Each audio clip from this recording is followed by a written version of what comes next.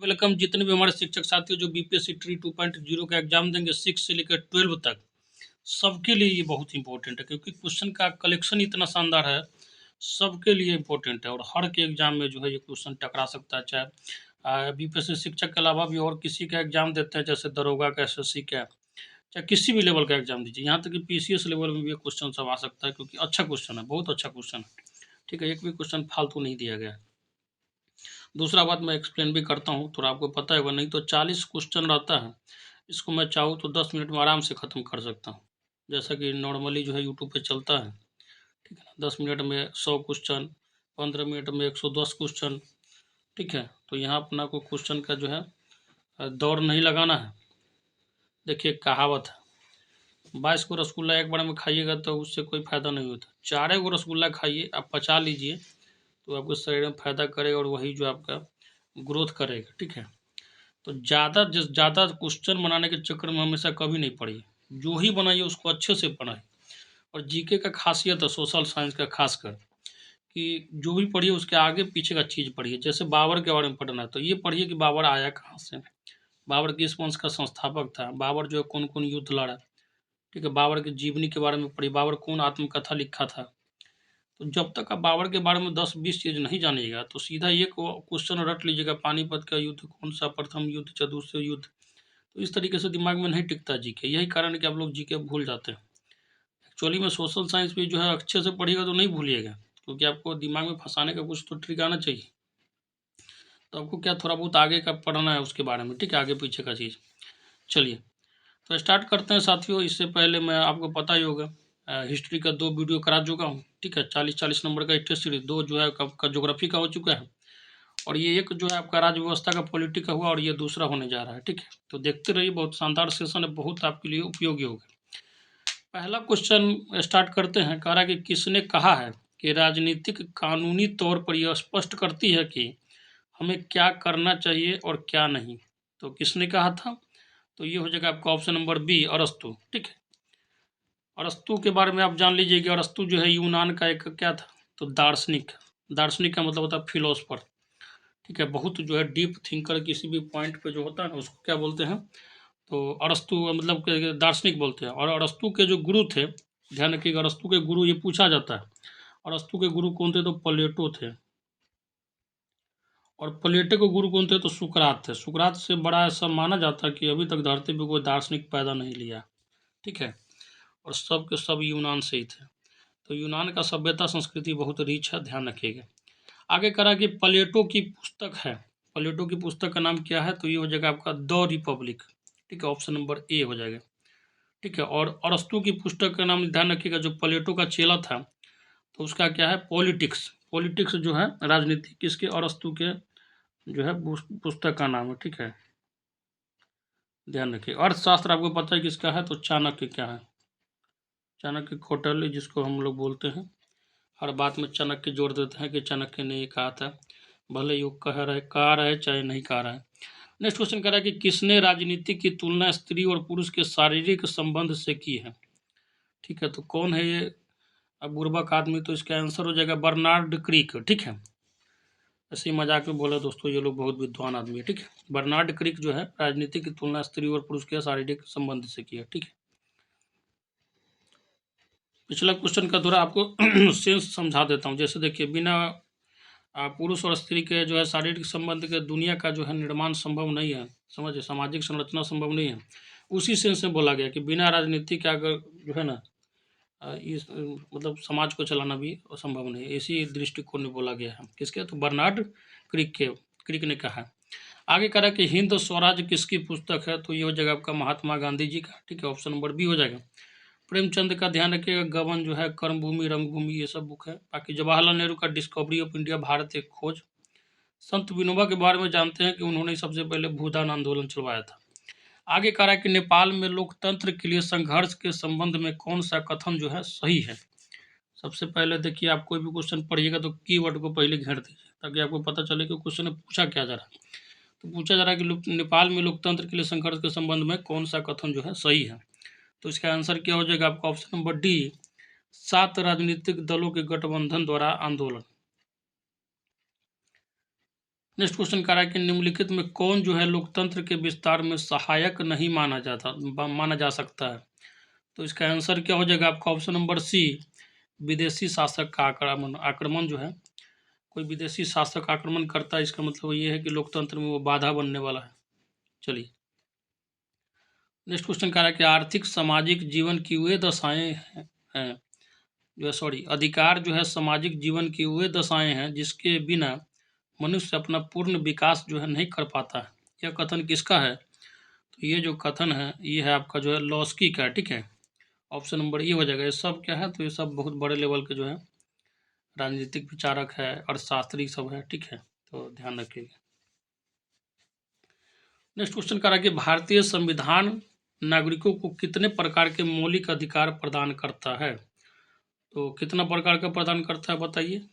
तो भारतीय संविधान जो है भारत के नागरिकों को, ध्यान रखिएगा, 6 प्रकार का जो है मौलिक अधिकार जो है प्रदान करता है। ठीक है, देखिए भारतीय संविधान में आपको पता होना चाहिए मौलिक अधिकार जो है भाग 3 में इसका वर्णन है। कितना में?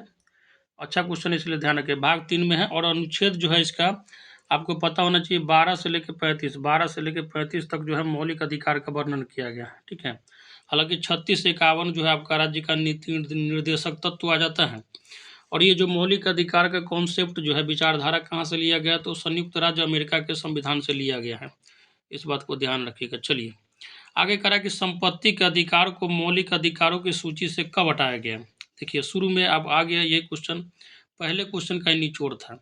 देखिए हुआ क्या था कि शुरू में जब संविधान बना था स्टार्टिंग में, तो मौलिक अधिकार की संख्या कितनी थी?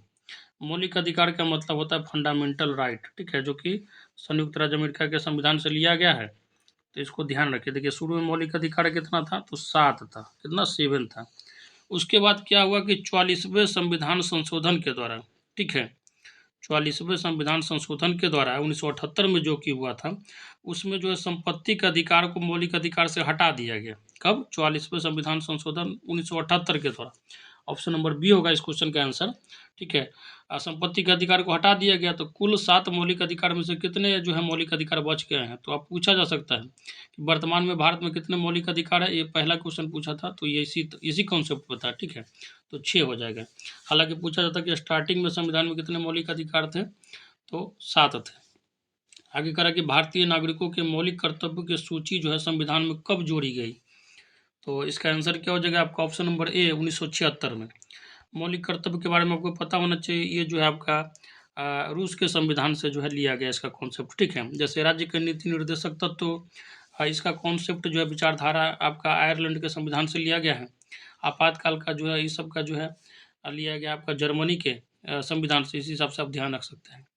नेक्स्ट क्वेश्चन कह रहा है कि निम्नलिखित कथनों में से कौन सा एक जो है सही है?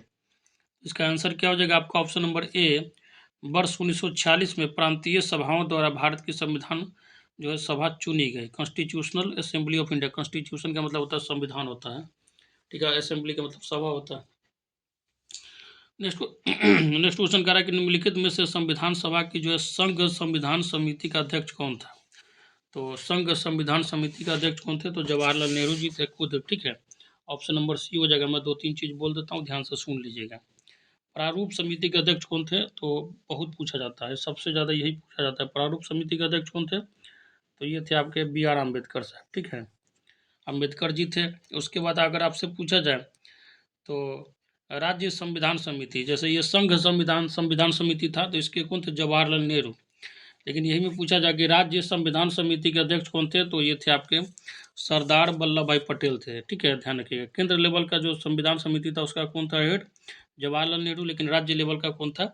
तो ध्यान रखिएगा आपका जो है सरदार वल्लभ भाई पटेल, लौह पुरुष, जिसके नाम पे जो है स्टैच्यू ऑफ यूनिटी जो गुजरात में बना है नर्मदा नदी के किनारे। चलिए नेक्स्ट क्वेश्चन कह रहा है कि भारत के संविधान की किस अनुसूची में विभिन्न राज्यों के अनुसूचित क्षेत्रों के प्रशासन व नियंत्रण के लिए विशेष उपबंध है? तो इसका आंसर क्या हो जाएगा आपका? ऑप्शन नंबर बी, 5वीं में। ठीक है, ध्यान रखिएगा। चलिए आगे कह रहा है कि निम्नलिखित में से कौन सा एक व्यय जो है भारत की संचित निधि पर आधारित है? तो इसका आधारित सॉरी निम्नलिखित में से कौन सा एक व्यय जो है भारत की संचित निधि पर भारित नहीं है? मतलब जो है इसका जो है भार संचित निधि पर नहीं होता, मतलब उससे नहीं दिया जाता है। तो ये हो जाएगा आपका ऑप्शन नंबर बी, भारत के महान्यवादी के वेतन तथा भत्ते। इसमें संविधान का अनुच्छेद दिया गया और उसको मिलाना है कि कौन सा अनुच्छेद जो है किससे संबंध रखता है। जैसे आपका आर्टिकल जो है 124 दिया गया है, संविधान का अनुच्छेद 124 किससे जो है संबंध रखता है, तो ये क्या हो जाएगा इसका बताइए। तो ये हो जाएगा आपका ऑप्शन नंबर जो है 3 मिल जाएगा, ठीक है, संघीय न्यायपालिका से, ठीक है। वैसे भी सुप्रीम कोर्ट वगैरह जो है इसका वर्णन आपको आर्टिकल 124 के आसपास में मिल जाएगा। बाकी अनुच्छेद 5 में किसका वर्णन किया गया है, तो इसका ध्यान रखिएगा, इसका जो हो जाएगा आपका ऑप्शन नंबर 4 नागरिकता का, ठीक है। नेक्स्ट जो है 352 आपको पता होगा, 352, 356 और 360 ये सब क्या है, तो आकस्मिक प्रावधान का है, ठीक है। तो ये हो जाएगा 1, और इसको आपको पता होगा राष्ट्रपति ही लागू कर सकते हैं। बाकी जो है आपका आर्टिकल 245 ये है विधायी शक्तियों का वितरण, ठीक है, ऑप्शन नंबर 2 हो जाएगा। तो इस हिसाब से आपका आंसर क्या निकल कर आ जाएगा, ऑप्शन नंबर डी। बहुत अच्छा क्वेश्चन था। नेक्स्ट क्वेश्चन कह रहा है कि निम्नलिखित में से कौन जो है संविधानेतर संस्था है।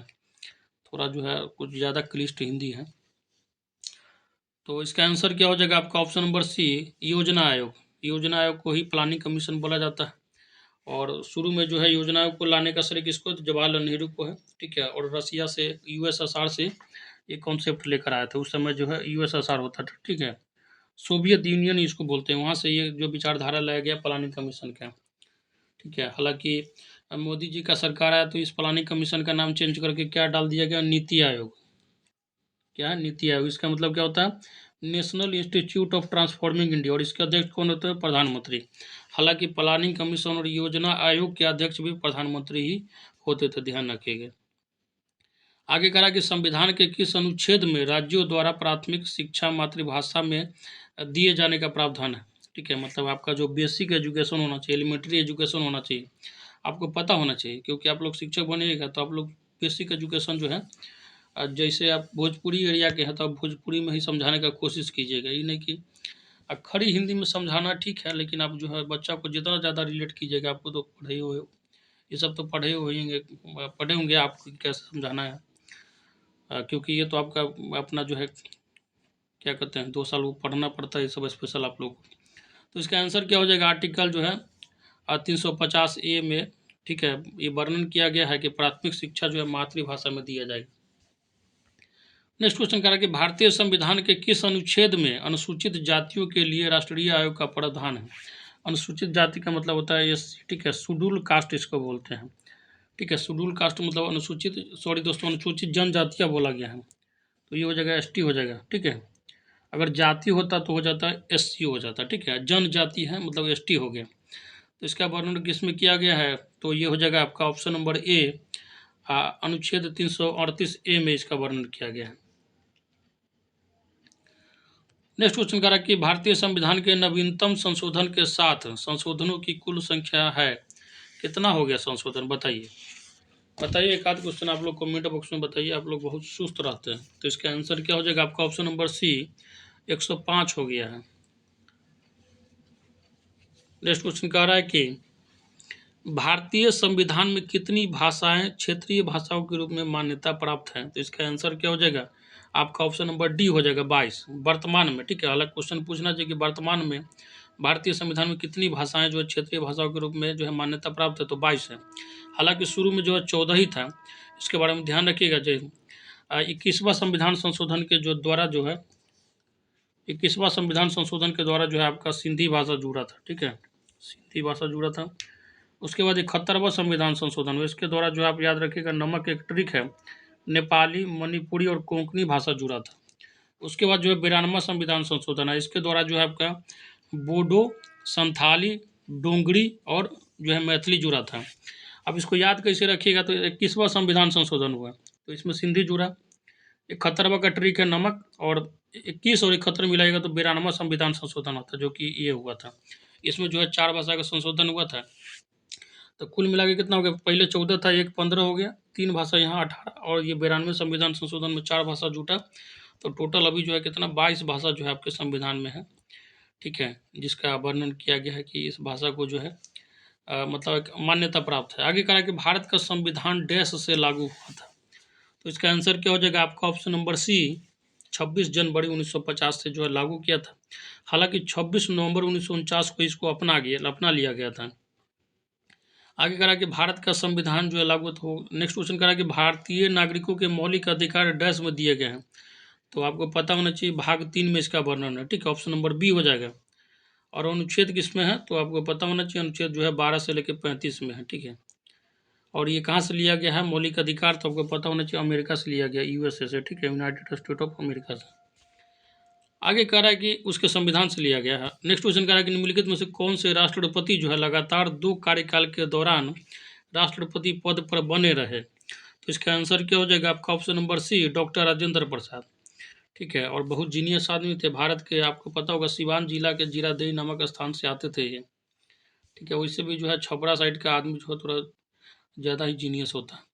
नेक्स्ट क्वेश्चन कह रहा है कि राष्ट्रीय आपात स्थिति की घोषणा जारी नहीं रहती यदि संसद डैश की अवधि के भीतर उसे अनुमोदन प्रदान न कर दे। मैं फिर से एक बार पढ़ के क्वेश्चन को समझा देता हूँ। कह रहा है कि राष्ट्रीय आपात स्थिति की घोषणा जारी नहीं रहती यदि संसद डैश की अवधि के भीतर उसे अनुमोदन प्रदान न कर दे। तो इसका आंसर क्या हो जाएगा आपका option number A, 1 mass. Next question कह रहा है कि संसद के दोनों सदनों की बैठकों का सभापति कौन होता है। तो इसका आंसर क्या हो जाएगा आपका ऑप्शन नंबर सी, लोकसभा अध्यक्ष। देखिए संसद के 2 सदन सबसे पहले आपको पता होना चाहिए कौन सा होता है, तो एक तो होता है लोकसभा, ठीक है, और एक होता है आपका राज्यसभा, ठीक है, एक होता है राज्यसभा। चलिए, अगर इसका अध्यक्षता करना हो तो कौन करेगा, लोकसभा का अध्यक्ष, जिसको स्पीकर बोलते हैं। लेकिन अगर बोला जाए कि बुलाना है, दोनों सदन को बुलाना है, तो बुलाने का अधिकार किसके पास है, तो राष्ट्रपति के पास है। ध्यान रखिएगा, सभापति कौन होगा दोनों सदन का, तो लोकसभा का अध्यक्ष होगा, और बुलाएगा कौन, तो राष्ट्रपति बुलाएगा। इस बात को ध्यान रखिएगा। नेक्स्ट क्वेश्चन कह रहा है कि संविधान की संकल्पना का उद्भव जो है सबसे पहले कहाँ हुआ था। तो इसका आंसर क्या हो जाएगा आपका ऑप्शन नंबर सी, संयुक्त राज्य अमेरिका। और यहाँ पे जो है सबसे पहले लिखित संविधान जो है बना था। हालांकि इसका संविधान जो है ज़्यादा पेज का नहीं, मुश्किल से 8-10 पेज का है, ठीक है। हालांकि हम अगर देखा जाए तो विश्व में सबसे बड़ा जो है लिखित संविधान भारत का है। इसको बनाने में 2 वर्ष 11 महीना और 18 दिन लगा था, और लगभग 64 लाख रुपया जो है उस समय लगा था इसको बनाने में, ठीक है। मोटा मोटी 64 लाख रुपया लगा था, 2 वर्ष 11 महीना और 18 दिन लगा था। 11 महीना, मोटा मोटी कह लीजिए कि 12 जो है 3 साल हो ही गया था, ठीक है, 18 दिन हो गया, ध्यान रखिएगा। नेक्स्ट क्वेश्चन कह रहा है कि प्रथम अधिनियम जिसके अंतर्गत अपने अंतर्विवाही समूह का सदस्य न होने वाले व्यक्ति के साथ विवाह की अनुमति प्रदान करने वाला था। तो इसका आंसर क्या हो जाएगा आपका option number D, Arya Samaj विवाह वैधता जो है नियम। नेक्स्ट क्वेश्चन कह रहा है कि उच्च न्यायालय के न्यायाधीश की जो है सेवानिवृत्ति आयु है। तो इसका आंसर क्या हो जाएगा आपका ऑप्शन नंबर ए, 65 वर्ष। अब ये लोग अपने खुद कानून बनाता है तो अपने लिए तो फेवरेबल बनाएगा ही भाई। 65 साल में आप लोगों टीचर को रिटायर कर देगा 60 साल में, ठीक है। अब जब कानून बना रहा तो 65 साल तक तो राज करेगा ही। बाकी ध्यान रखिएगा अनुच्छेद 124 के तहत जो इसमें सुप्रीम कोर्ट का वर्णन है, ठीक है, और 214 इसमें हाई कोर्ट, ठीक है। ध्यान रखिए 124 है तो मान लीजिएगा कि सुप्रीम कोर्ट, उच्चतम न्यायालय के बारे में कुछ ना कुछ बात हो रहा है। 124 से लेकर 29 तक तो हालांकि 100 उसका ही है, सुप्रीम कोर्ट का ही है। तो मोटा मोटी आपको जो है कुल्लू मिल जाए, इसके लिए मैं ये सब बता रहा हूँ। चलिए आगे करा कि राज्यसभा में मनोनीत सदस्यों का जो है अधिकतम संख्या क्या होता है, तो ध्यान रखिएगा 12 होता है, ठीक है, 12। और लोकसभा में 2, राज्यसभा में 12, लोकसभा में 2। राज्यसभा के बारे में आपको पता होगा, उच्च सदन होता है, लोकसभा जो है निम्न सदन होता है। राज्यसभा को कभी भंग नहीं किया जा सकता, लोकसभा को भंग कर सकते हैं। इस बात को ध्यान रखिएगा। लोकसभा का कार्यकाल जो है 5 साल का होता है, जबकि राज्यसभा का कार्यकाल 6 साल का होता है। और हर जो है 2 साल पे एक थर्ड जो है सदस्य राज्यसभा का जो है रिटायर होता है। नेक्स्ट क्वेश्चन कह रहा है कि संयुक्त राज्य महासभा द्वारा मानव अधिकारों की विश्वव्यापी घोषणा कब स्वीकृत की गई। तो इसका आंसर क्या हो जाएगा आपका ऑप्शन नंबर बी, 10 दिसंबर 1948 को। नेक्स्ट क्वेश्चन कह रहा है कि निम्नोक्त मौलिक अधिकारों में से किसे डॉक्टर बी आर अम्बेडकर ने संविधान का हृदय एवं आत्मा की संज्ञा दी थी। और ये बहुत पूछा जाता है, वेरी वेरी इंपॉर्टेंट क्वेश्चन है, ठीक है। तो ये हो जाएगा आपका संवैधानिक जो है उपायों का अधिकार, उपचार होता है हालांकि इसमें, ठीक है।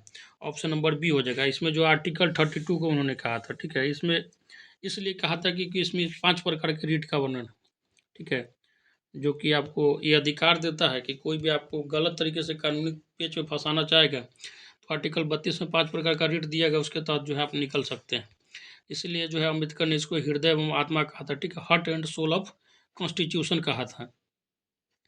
नेक्स्ट क्वेश्चन कह रहा है कि भारतीय संविधान की प्रारूपण समिति के अध्यक्ष कौन थे? तो क्या हो जाएगा इसका आंसर? ऑप्शन नंबर ए हो जाएगा, डॉक्टर बी आर अम्बेडकर थे। हालांकि अगर पूछा जाए संघ संविधान समिति के अध्यक्ष कौन थे, तो जवाहरलाल नेहरू थे, ठीक है, इस बात को ध्यान रखिएगा। संघ संविधान समिति का पूछा जाए तो जवाहरलाल नेहरू, प्रारूप समिति तो डॉक्टर बी आर अम्बेडकर। और परमानेंट जो है अध्यक्ष कौन थे, तो संविधान के आपको पता होगा संविधान सभा के डॉक्टर राजेंद्र प्रसाद थे। हालांकि शुरू में सबसे पहले सच्चिदानंद सिन्हा बने थे, लेकिन उम्र दराज होने के कारण 2 दिन के बाद जो है 9 दिसंबर को बने थे और 11 दिसंबर को इस्तीफा दे दिया था। फिर राजेंद्र प्रसाद जो है परमानेंट बन गया था उसके अध्यक्ष। आगे कहा कि संसद के दोनों सदनों के समक्ष वार्षिक वित्तीय विवरण किस अनुच्छेद के अंतर्गत प्रस्तुत किया जाता है? वित्तीय का मतलब होता है पैसा संबंधित, ठीक है, आर्थिक। तो ये हो जाएगा आपका ऑप्शन नंबर जो है बी हो जाएगा, अनुच्छेद 112। बहुत इंपॉर्टेंट है, इसको भी ध्यान रखिएगा, ठीक है। अनुच्छेद 112 के तहत जो है वित्तीय विवरण दोनों सदन का मतलब होता है लोकसभा और राज्यसभा। नेक्स्ट क्वेश्चन कह रहा है कि सर्वोच्च संप्रभुता किसका अनिवार्य लक्षण है? बताइए, सर्वोच्च संप्रभुता किसका अनिवार्य लक्षण है? तो क्या हो जाएगा इसका आंसर? ये हो जाएगा आपका ऑप्शन नंबर ए, राज्य का। और सर्वोच्च संप्रभुता जो है भारत की जनता में निहित होती है, इस बात को भी ध्यान रखिएगा। नेक्स्ट क्वेश्चन कह रहा है कि किसी राज्य की विधानसभा के अधिकतम सदस्य कितने हो सकते हैं? तो ये सब डाटा है, एकदम दिमाग में घोंट कर रट जाइएगा। 500 से ज़्यादा जो है आपका विधानसभा का सदस्य नहीं हो सकता, ठीक है। मैक्सिमम सदस्य जो है 403 जो है आपका उत्तर प्रदेश में, इससे ज़्यादा जो है विधानसभा का सीट कहीं भी नहीं है। अपने भारत में कितना विधानसभा का सीट, सॉरी बिहार में तो 243 है, ठीक है, इस बात को ध्यान रखिएगा। और न्यूनतम कितना होना चाहिए, तो न्यूनतम जो है आपका 60 से कम नहीं होना चाहिए। हालांकि इसका कई राज्यों में अपवाद भी है। चलिए आगे करा कि जातीय भेदभाव किसका उल्लंघन है? तो इसका आंसर क्या हो जाएगा आपका? ऑप्शन नंबर बताइए कौन सा हो जाएगा? डी हो जाएगा, सामाजिक समानता एवं सामाजिक न्याय के सिद्धांत का जो है जो उल्लंघन है, ठीक है। अगर आप किसी के साथ जो जाति के आधार पर भेदभाव करते हैं, तो जो है सामाजिक समानता एवं सामाजिक न्याय के सिद्धांत का जो है उल्लंघन कर रहे हैं, और इस स्थिति में आप लोग जेल तक जा सकते हैं जो ये इस तरह का व्यवहार करता है, अगर उसका कंप्लेंट सही से रजिस्टर हो जाए तो।